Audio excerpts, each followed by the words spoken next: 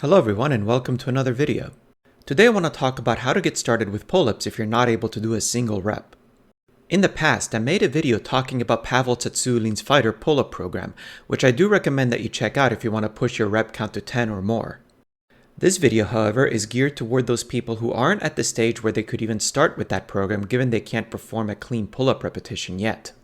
So the big question is, how do you actually become strong enough to perform one clean rep?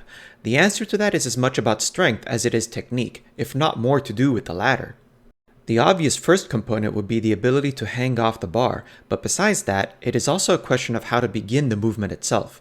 The most common mistake beginners make is thinking that the pull-up is all forearms and biceps, when in reality, it involves the back muscles much more than the arms. For that reason, as you see here, training scapular pull-ups is the first thing you should focus on. You can hang off the bar outright for this exercise, or use your feet for support while your arms take on most of your body weight. The emphasis here is to let your back be completely loose at the start of the movement, and then pulling back with your shoulder blades as much as you can. The way to think about this is someone is pressing a pencil flat on your back and you want to squeeze your back enough to where you can keep the pencil fixed to your back should that person let it go.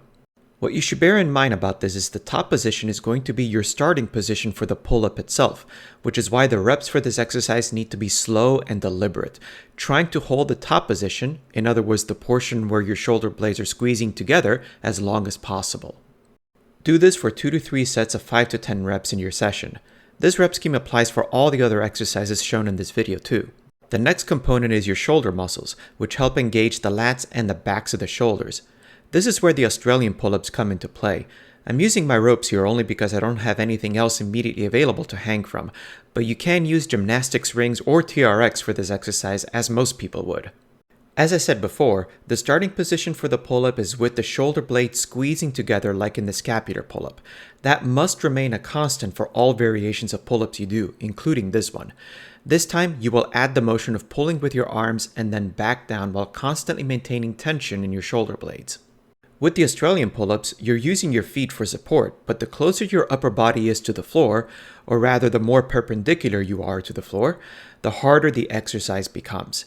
That is how you'll progressively overload for this exercise. As you become more comfortable performing this movement at higher elevation, so to speak, the more you will need to lower yourself to add more challenge. Another method you can use to practice the actual movement of the pull-up is to use resistance bands. To begin with, wrap the assistance band around the bar as shown.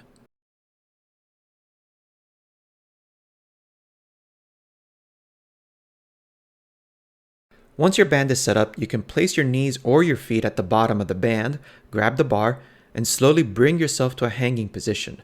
Just like with the Australian pull-ups, you want to maintain constant tension in the shoulder blades. What this means for the regular pull-up, be it with or without resistance bands, is you want to make sure you're not so loose that your ears are touching your shoulders. Once you're in position, use your back and arm muscles to lift your body up toward the bar until your chin passes it. If this is still beyond your capability, you will need to continue focusing on easier variations like the aforementioned Australian pull-ups. Once you're able to perform 8 to 10 clean reps with a particular resistance band, switch to a thinner band that provides less support for your weight and work your way back up from 5 reps to 10. You can also use the fighter pull-up program with resistance bands to this end as well, such that you work with the heavy band at the start of the program, work your way up to the final week, and test your maximum reps using a lighter band once you're through it. You can then cycle back through the routine starting from the week corresponding to your current max. The bands you see me use here can be easily found on Amazon. In addition to the assisted pull-ups, you can also perform negatives. In this exercise, simply grab the bar, hop up to where your chin is over the bar, and slowly descend back down. Remember to engage the muscles you use to pull yourself upward.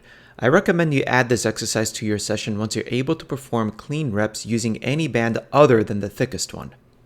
And that is how I recommend you work your way toward performing one clean pull-up repetition.